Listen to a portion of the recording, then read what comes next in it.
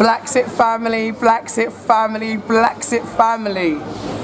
I should say Abinyadi today. Abinyadi is a greeting in she says Mandinka. I'm still learning, okay? I'm still learning my my African languages. I'm trying to learn 3 at a time: Fulani, Mandinka and Wolof. And I think I should really stick to one, right? Yes. You think you stick to one? Yes, I agree. Okay, well listen, first things first, I've got to say thank you to all of our BlaXit donors that have enabled us to still keep going, because we wouldn't be here if it wasn't for you. So I so appreciate from the bottom of my heart your donations that can enable us to keep on going. And obviously one of the things that we want to do is to keep showing you different content and introducing you to different people. And BlaXit family, I'm here at Solomon's Restaurant in Kololi, enjoying our Sunday on the beach, you know, family time Sunday on the beach. And it's also our BlaXit link up time. So everybody knows we're here on a Sunday. So now it's become like our residential place to meet up with other BlaXit members. So while I'm here, I'm going to introduce, no, I'm not going to introduce you because I never did an introduction. I don't know why I said that. But I'm going to allow them to introduce themselves to you. Some beautiful, beautiful, beautiful people that are here also, and they're BlaXit. They have BlaXit to the Gambia, yeah?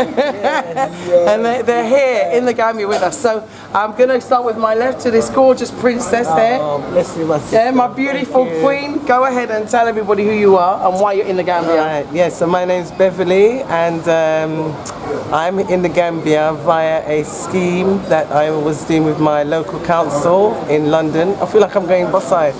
Sorry, wait, let me get back a bit. No, it's all right. You're cool. You're cool. You're cool. Yes, so a scheme called the House Purchase Grant Scheme. So it's Wandsworth Council that does it, and also Southwark Council, I've been told, where you can give up your council property and look for anywhere abroad, anywhere in the world now. They're doing it for anywhere in the world. It used to only be available for like if you wanted to move to Europe or Spain, but now, because I've been on it a few years looking for it, so now it's for anywhere in the world. So you can look for a property anywhere in the world and give up your council tenancy and get a property in the Gambia. Yeah, so that's what I'm on right now. And my property is not actually finished yet, but it should be finished around December, January. So they're actually building you a property? They're building a property, yeah. That's you can look for, yeah, you can't have a property made from scratch. You have to look for a property that's already in development somehow, yeah. That's the deal with the council, yeah. So you have to find solicitors, and it's a long kind of process, but it's worth it. It's most definitely worth it. So it's like me saying, okay, so I've got like a council property. Let me just get my head around this, yeah? Because, you know, Juliet, sometimes she needs to like, it's got to meander my brain cells, yes, you know what I mean? Yes, yes. So what I'm saying is, so say for example, I lived in Wandsworth or Southwark, yeah? And I had a council property that I've been living in for like, say, 10 or 20 years, or 5 years even, yeah? And I decided that I wanted to do this scheme where I could tell the local authority, look, I've decided a place where I want to go to in the world, where I want to live, and I want to give up my property. And then they will pay for my property in the Gambia. And I said, right, my place is in the Gambia. They will pay for my place in the Gambia. Yes, they pay for it via the solicitor. So you have to do the work, find the solicitors. You have to find I had to find a solicitor in London that knows Gambian law, and also find a solicitor in the Gambia. Okay, and does it have to be a qualified and registered solicitor? Yes, yes. Okay, exactly, okay. Exactly. Because I know there's some people here, they're not real solicitors. Right. But they say they're lawyers. Yeah. You know, so. Yes. And I'm not talking about Gambians either, you know. There are a lot of people here that I've met from within the diaspora. So they're not actually practicing solicitors. They haven't pass their solicitor exams, but they describe themselves as lawyers. So, you know, just make sure before you have any issues, you check their credentials, you know, because I didn't know that the person that I had met wasn't a qualified solicitor, You know, it wasn't until someone told me afterwards. Because if you describe yourself as a lawyer, I expect you to be a lawyer. You know what I mean? Exactly. Yeah. So I'm just saying, you know, because at the end of the day, we all have to be really wise when we're doing stuff. So the advice that you're giving to our BlaXit viewers is really important. Get yourself a good solicitor who knows Gambian law, and get yourself a good solicitor that can help you to get your council property. Well, you know what? You're the first person I've ever met in my life that has done this. Yeah? First person. Sorry, let's introduce you. Let's introduce you. Now, sis, tell everybody who you are. My name is Angela, and I've been here since April of this year, along with my husband, Abdul. Greetings, Abdul. Hi, Angela. Hi, Abdul. BlaXit family, say hi. Hi, BlaXit family. That's Bev, Angela, and Abdul. Family. Yeah, BlaXit family. Definitely. Yes, sis, you were saying. Yes, so my husband was born here. He was actually born in Banjul. So that's what has brought us back to the Gambia, back home.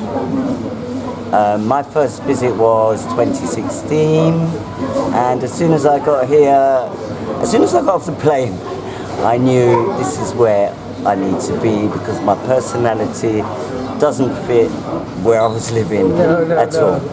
But what I did want to say, what I wanted to quickly say about the exchange, the flat exchanges, is that because my sister has done it, it tells you that everyone is due to be able to do this.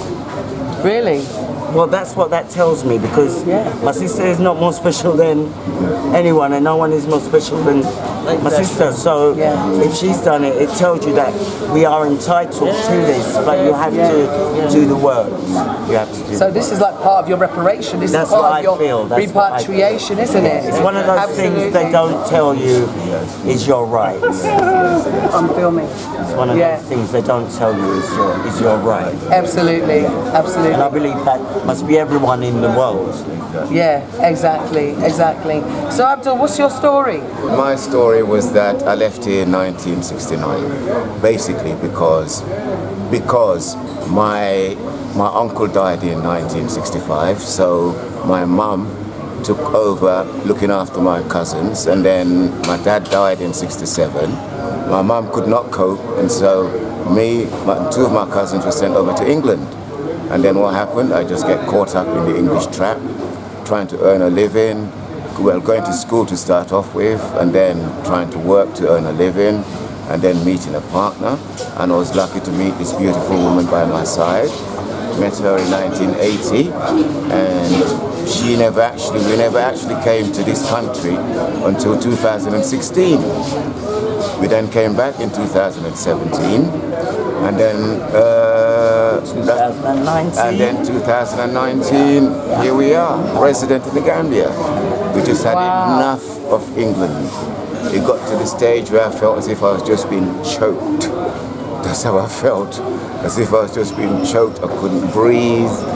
I just felt, anyway, I couldn't wait. I'm so glad that I'm here, and I've been living the best 6 months of my life so far, and I can't recommend it better to anybody else out there. Get out of there. They don't want us there. Can't you see that, people? They don't want us there. They're killing us with everything, the food, everything, and then they come in here trying to take over here. Please don't let it happen, BlaXit family. Please. We all need to be here. We need to build up Africa. That's where it belongs. That's where we all are. That's where it is. The future is Africa. The future is not Europe. Europe is done for. It is. It's totally done for. Totally done for. You know? Nothing there for us. All they're doing is just killing us with their pills and their potions, when natural stuff is what we need to put in our body in order for us to be better. Poisons aren't good for the human body. Natural things is what's good for the human body. And that's all we need. And all that natural stuff is here in Africa. In Africa, it's here at home, in the motherland, waiting for everyone. Sitting there on the trees. Yeah, exactly. Sitting there in the trees, waiting in the shrubs, in the bushes, everywhere. Everywhere. So don't be afraid, people. Don't be afraid. Don't be afraid. Come home. Come home. Enjoy coming home and live the best life that you ever can. As Dr. Mumbi says, are you living your best life? I sure am. Listen, Dr. Mumbi's coming soon. Yes, November. You know that, yeah? Yes. She's going to be here very soon. Yes. And we've agreed to interview each other. So, yeah. That's going to be something. Listen. That is just going to be something. Pure sister love. Dr. Mumbi, pure sister love. You know, we had Dynast here. That was pure brotherly love.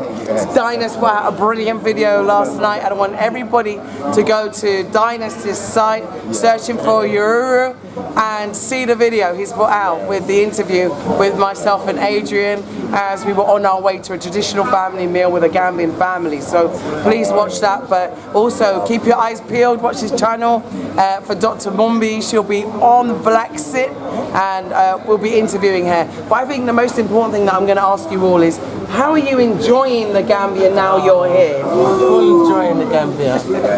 Full joy in the Gambia. Yes, that's all I can say is I'm full joy in it. It's a whole full enjoyment. It fills you up. You know, I know how she feels.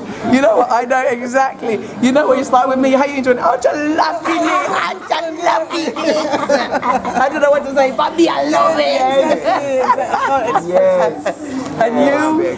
Oh, myself, especially because for 5 years I couldn't walk because Britain did me in with the work. So after they told me I'd be like that for the rest of my life, here I am, absolutely fine and full joy. I am so full, my cup runneth over. Wow. Yes. Listen, you know, and you, how do you feel about being back home? Because this is home for you. I mean, it's home for us, but it really is home for you. Yes, I know, it's surreal. To be born here. It is surreal. It is, it really is. It is. It's just, I can't explain it. I really can't explain how it feels. You know, it's just like something inside of me is now alive. That was never alive before. It's nice to wake up and see people like myself around me. That is so beautiful. It is so beautiful. And it's so beautiful to wake up and see a palm tree. No grey skies and there's stuff. nothing hard about it. It's so easy to live here. It's hard where you are. It's hard where you are. To pack up your things, just decide I've had enough. I'm going home. So much opportunity. Going home. All you got to do is come and live. So did you have a plan? Let's talk plans. No? No. You had no plan? No. We didn't do the long plan business. You didn't do the long plan Just hit business? the road running. And you're still here hitting the road running? Yes. Wow. Because I mean, I always do this. You've got to plan, you've got to plan, you've got to plan. And they've just said, no, we didn't plan nothing. We just came, just had to get out, exit out. It was a BlaXit. And it was a Yeah, because basically it's something that we were thinking about. We thought about it over a period of years didn't know how it was and gonna things like go. that. Yeah. We didn't know how it was going to pan out. But then when it came up to it, it just got to the stage where you feel as if you're being choked. Yeah, having a mortgage for 34 years. I just felt as if I was being choked, being self-employed as well, which wasn't easy in England and things like that. So coming here 2016 and it's like, what are you doing? What are you still Sell doing? your house and come and live. The children have to find their way and they're adults. Yes. It's not like we're leaving babies behind. Yeah, So, our children are 34 and 29 and stuff. So they're big people and they're coping. And they're due back here in December anyway. we're showing our families where they need to be. So BlaXit Family, I'm going to actually hand over to Adrian to ask some questions as well, because I believe his style of questioning is really powerful and he has his own voice as well. We would have done it together, but 1, 2, 3, 4, 5, 6, 7, 8 chairs is too many. So I'm going to hand over to Adrian. Adrian's going to chat with the BlaXit Family. There you go, my honey. You do this. Talk to them and ask them questions that you want to know from your perspective. Yeah, greetings family. Hope everyone is well and in good health, Yes, it's good to be here today, sitting with these beautiful people, you know. They all returned back to the Gambia. We all fed up with the West, so now we're home, you know. And as you can see, we're here on the beach having a nice meal, you know. But firstly, I would just like to ask them, how you feel being here in the Gambia? Wonderful, overwhelmed with joy. It's just joyful. It's just so. It's so you can't describe the words, man. You can't be described in words. The feeling is just overwhelming. It's overwhelming. To see your people just everywhere, all around you, is just overwhelming. It's a blessing. It's a real blessing. You see, for me, I always wanted to come back home. You know, I was born in the Caribbean, and it's like there was something missing. Exactly. You know, especially when you read the history. You know, 500 years of enslavement, and we just thrown all over the world. We don't know where we're from. You know, it's just terrible. And to now actually reconnecting back with these people. This is not by accident. We are the ancestors coming back. You know, we all here could have been. We're all here. Could have been from one family. You know? Even though we're united now, we don't know. And this is what the West have taken from us. You know, they take away our family lineage. You know, they took away our culture. So what they've done to us is serious. And the fact that they can't really come to us, come to the table and say, listen guys, we're sorry for what we have done to you in the past. I know it was our ancestors, but we are reaping the privileges of it. You know? And we are sorry, and start talking about reparations, you know, because as you see here, the spirit's coming back together, you know, and this got to spread, you know, black people is got to come back and find Africa. We got to leave the West, because for the past history and the past experience that we have with your people, we're still suffering, you know. Because racism is a direct stem off from slavery. You know, because when you was treating people like properties and not as human beings, you know, I mean, there will be no respect for them today unless that the European government, the American government come together and say, you know what, let's put an end to it. You know, let's stop all this racism, let's respect them equally as people. You know, but we are waking up. And Africa is waking up, you know. And as you can see, we live in the West, and we're coming here, and everyone that we spoke to the Bla Xit family is happy to be here in Africa. And there's so much land waiting for us to take up our spaces. Exactly. Take up our spaces. And the other thing as well is that the thing is that a lot of these people that have colonized us are still reaping the benefits of Africa. They are still raping Africa to the tunes of trillions every year. And then they pretend that they're giving Africa aid. When if you paid Africa what Africa is due, Africa would need no aid. You understand? Africa would be one that would be giving aid to the world. Okay? You come and you put your corrupt systems here, you mess up the governments here. If the governments aren't doing what you want to do, you usurp them, or if not, you assassinate their leaders, or you cause instability in the country, and then you start blaming it on these people and that people. It's a pity that the majority of us don't realize what's going on. Africa, we need to wake up and see what these people are doing to us as a nation. We are all Africans, whether we live in America, no matter what part of the world that you are. From your melanated, you're African. From your melanated, it doesn't matter how much melanin you got in your blood, you're African. And that's what we need to understand. And we need to understand as well, please, our leaders, stop signing these deals that give away our resources and things like that. Stop doing those kind of things. I know things are hard out there.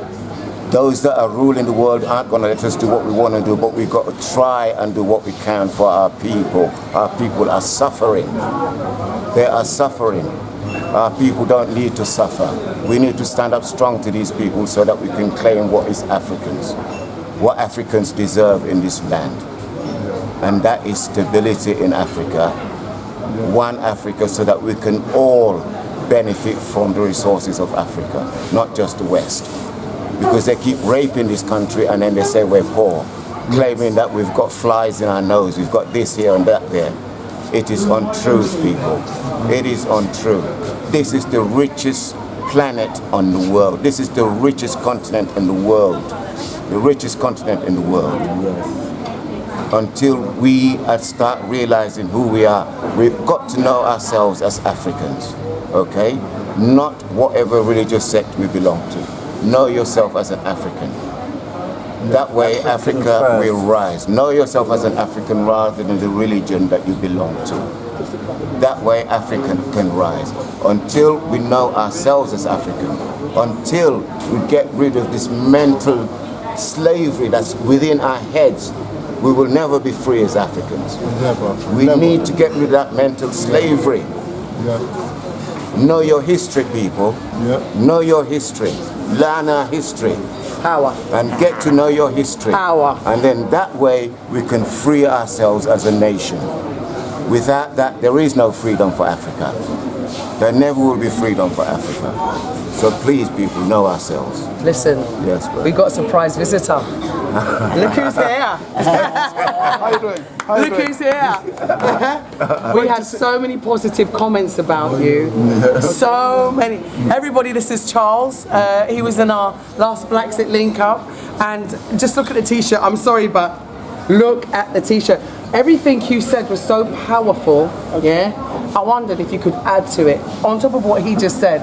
What he just said just now is that we are Africans and we belong home. This is our home. This is where we belong. Because a lot of people, even after I did the Dynast interview, I was, reading comments about people saying, no, I'm staying in Africa, in America, because I'm going to fight, in America. What would you say? Because I know you must have a viewpoint on this. Well, I've been saying it for a long time.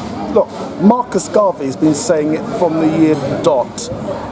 How many times do we as black people need to be told that ultimately we do not belong in the West? And by the West I'm talking the UK, America, France. Yes, there's nothing wrong with doing what you can there, getting what you can, but whatever you get, you've got to try and bring it back to Africa. Because I don't want to just repeat what you've just heard. We are all Africans. I don't care whether you are Jamaican, Grenadian, Trinidadian, or from Cuba, or Haiti, or America. If you are black, what we all recognise as black, because that's another topic as well, because some people will argue and say, well, I'm not black. Many true. Dominicans will tell you they're not black. All right? There are a lot of people who are visibly black as me, and still tell you they're not black. All right? Because they might have had a Scottish grandmother.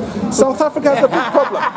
Look, you will find on YouTube black people as black as me will stand up there and say they're coloured. I'm not black, I'm coloured. My grandmother was Scottish, or my grandfather was Scottish. For me, that's insanity. But we've been suffering for a long time, and to be brutally honest, we are still collectively traumatized as a people. And the only answer is to realize who you are.